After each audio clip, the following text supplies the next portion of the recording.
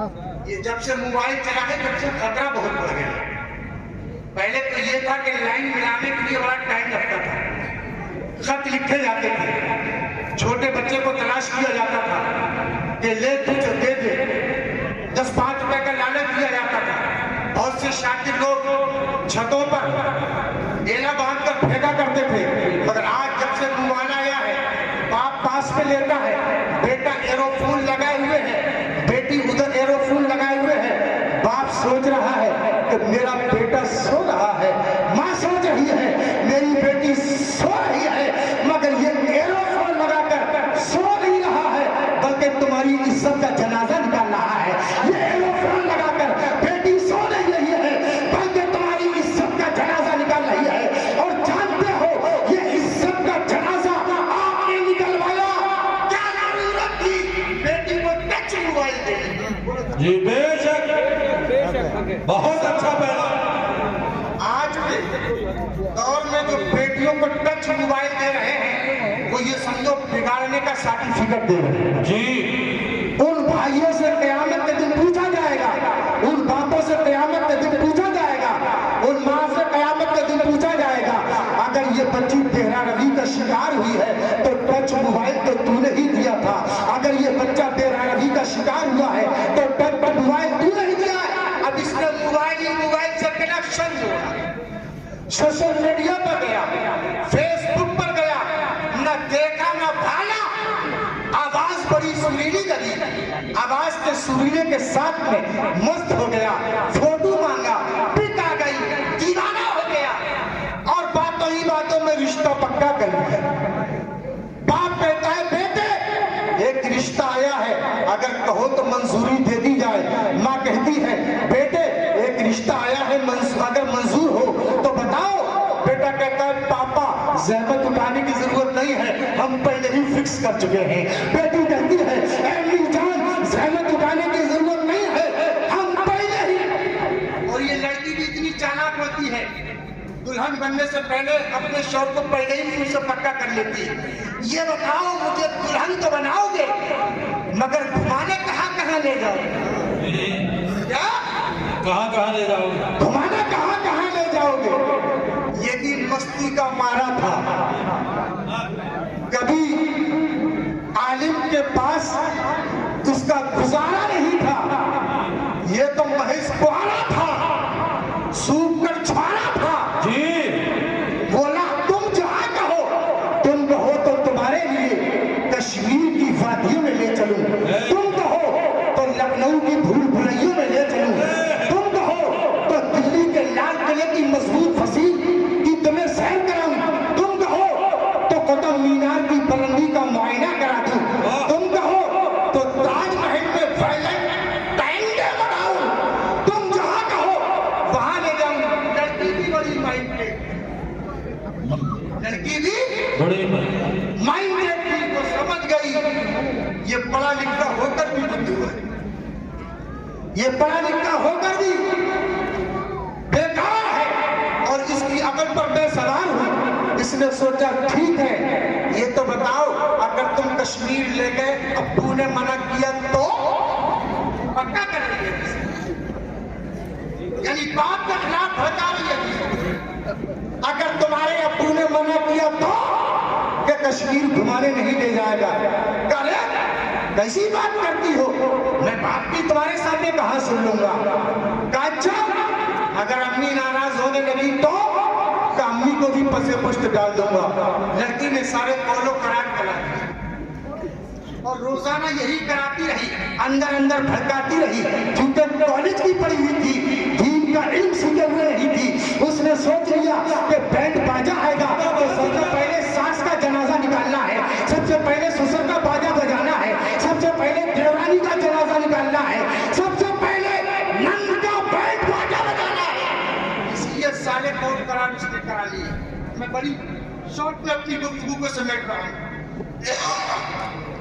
अब ये दुल्हन बनकर पहुंचे, ये पहुंचे अपनी दुल्हन के रूम में। रात की तारीकी है, घंघोर उठाए हैं, सुनसान सन्नाटा है। ऐसे में इन्होंने घूंघट का चिलवन उठाया,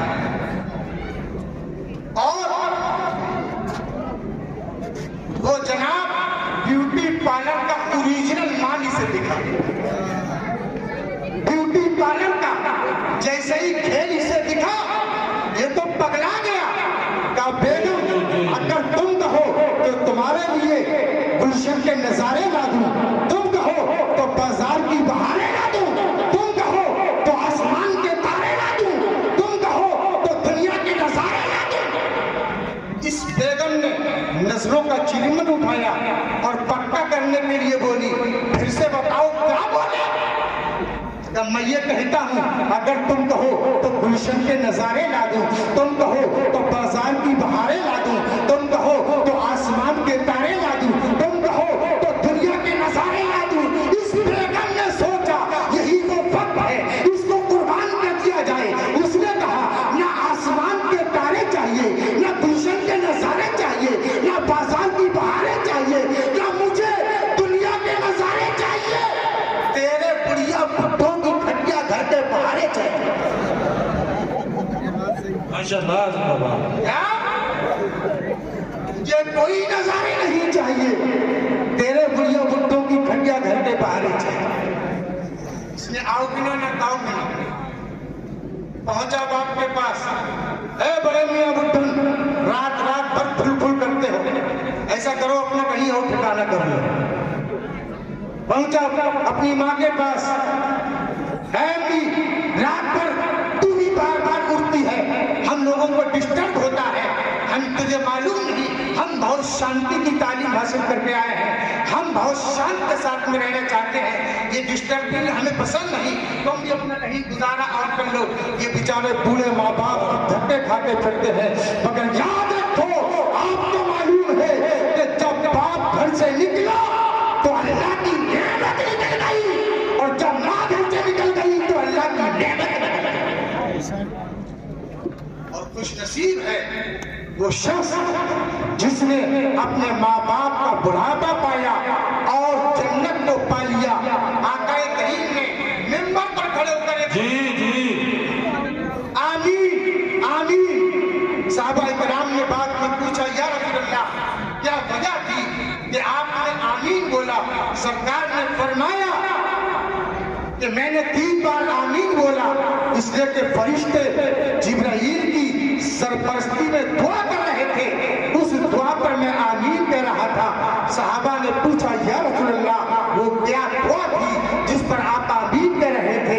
तो सरकार ने फरमाया कि जिब्रील ने कहा कि अल्लाह, जो रमजान का महीना पाए और रोजे न रखे उसे तू हलाक कर दे। तो मैंने आमीन कहा।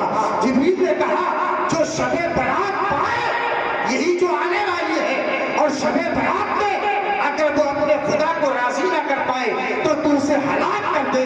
और मैंने जिब्रील को ये कहते हुए सुना, ऐ मेरे वफादार सिपाहियों, ऐ मेरे सहाबा, सुनो सुनो, जिब्रील ने कहा था कि जो अपने माँ बाप का बुढ़ापा पाए और जन्नत हासिल न कर पाए, ऐ अल्लाह तू उसे हलाक कर दे।